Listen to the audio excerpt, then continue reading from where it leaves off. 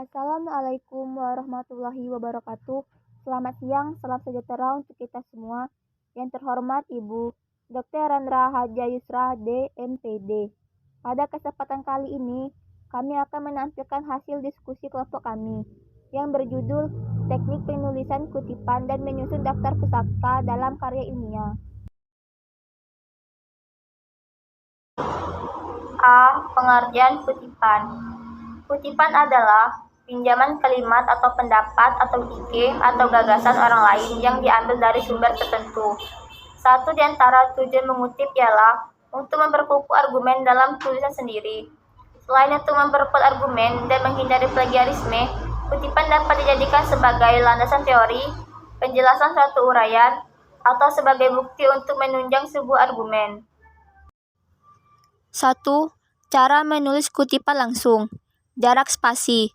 Beri jarak spasi selebar 2,5 spasi antara teks asli dan teks kutipan.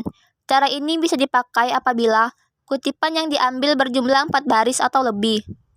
Contohnya yaitu, seorang mahasiswa atau peneliti yang hendak melakukan penelitian mesti mengetahui terlebih dahulu topik atau tema apa yang hendak dibahas dalam penelitian yang dibuat. Menurut Pati 5 menyatakan sejumlah cara yang dapat dilakukan untuk menentukan sebuah topik penelitian, yaitu pada penentuan topik penelitian, pusatkan perhatian dengan menggambarkan secara ringkas atau mind mapping, menyusun judul, dan mempertimbangkan apakah topik tersebut dapat diteliti. Mahasiswa atau peneliti dapat mengawali dengan menyusun 2 kata, misalnya, penelitian mengenai, tergantung kepada kita melanjutkan kalimat tersebut. Menyatukan teks asli dan kutipan. Contoh, tombol navigasi sangat penting bagi blog seseorang. Menurut Sakban, navigasi adalah tombol yang digunakan oleh pembaca blog untuk memudahkan mereka dalam mendapatkan berbagai informasi yang ada pada blog Anda. Menggunakan tanda titik 1 baris penuh. Contoh, pada penentuan topik penelitian, pusatkan perhatian dengan menggambarkan secara ringkas atau mind mapping, menyusun judul, dan mempertimbangkan apakah topik tersebut dapat diteliti. Mahasiswa atau peneliti dapat mengawali dengan menyusun 2 kata, misalnya, penelitian mengenai, tergantung kepada kita melanjutkan kalimat tersebut. Menyisipkan kurawal dan atau tanda. Contoh, pada penentuan topik penelitian, pusatkan perhatian dengan menggambarkan secara ringkas atau mind mapping, menyusun judul, dan mempertimbangkan apakah topik tersebut dapat diteliti atau tidak. Mahasiswa atau peneliti dapat mengawali dengan menyusun 2 kata, misalnya, penelitian mengenai, atau lalu kalimat seterusnya diteruskan, tergantung kepada kita melanjutkan kalimat tersebut. Baiklah, di sini saya akan menjelaskan tentang cara menulis kutipan tidak langsung.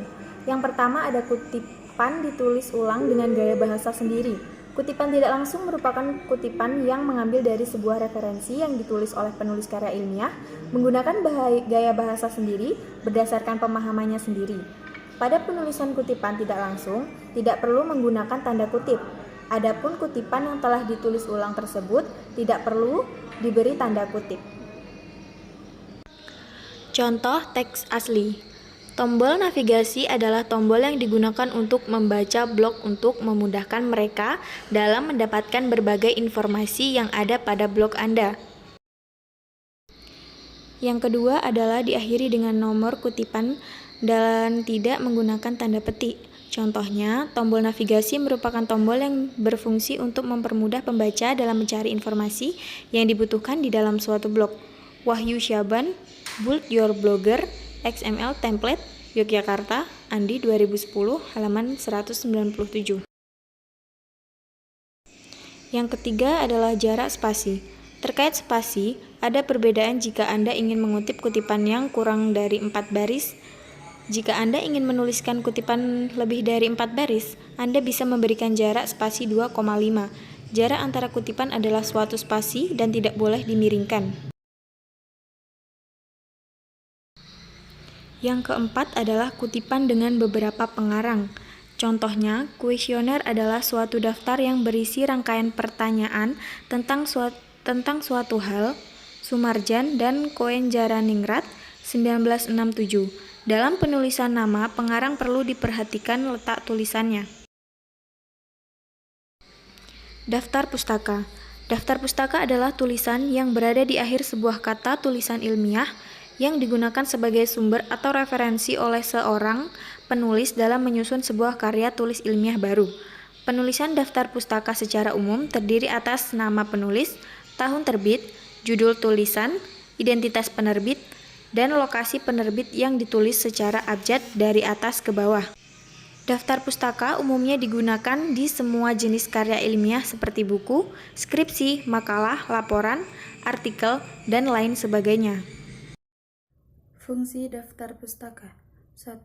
Menjadikan karya tulis menjadi lebih valid karena disusun berdasarkan referensi yang sudah sesuai dengan bidang keahliannya masing-masing.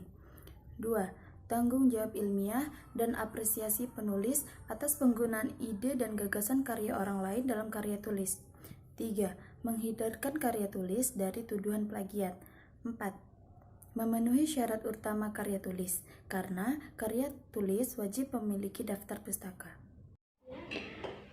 Tujuan daftar pustaka. 1. Menyediakan kemudahan bagi pembaca untuk mencari referensi lain selain karya tulis yang kamu susun. 2. Memudahkan pembaca dalam mengembangkan karya tulis yang telah kamu buat agar lebih sempurna. 3. Mengetahui sumber-sumber yang kamu pakai saat penyusunan karya tulis. Cara penulisan daftar pustaka berdasarkan sumber. Cara menulis daftar pustaka sumber buku. Susunan penulisan daftar pustaka yang bersumber dari buku antara lain. 1. Nama penulis. Nama penulis wajib ditulis secara terbalik, harus dimulai dari nama belakang, dan penulisan nama dipisah menggunakan tanda koma. Jika nama ditemukan lebih dari 2 kata, maka urutan dari 2 kata, maka penulisan dimulai dari nama terakhir, lalu dilanjut dengan nama depan dan nama kedua. Antara nama terakhir dan nama awal dipisah dengan tanda koma. Kedua, tahun terbit. Penulisan harus berupa angka, tidak berupa kalimat. Yang ketiga, judul buku. Ditulis sesuai dengan penulisan judul asli, termasuk penggunaan huruf kapital di setiap kata, kecuali kata penghubung, serta wajib menggunakan huruf miring. Khusus kata tugas, menggunakan huruf cetak biasa. Yang keempat, penerbit kota. Yang kelima, penerbit. Sebagai pengingat, jangan lupa sertakan tanda titik 2 antara penulisan kota penerbit dan penerbit buku tersebut. Baiklah, itu tadi presentasi dari kelompok kami dengan judul makalah, teknik penulisan kutipan dan menyusun daftar pustaka dalam karya ilmiah. Lebih dan kurang kami mohon maaf, kami akhiri dengan wassalamualaikum warahmatullahi wabarakatuh.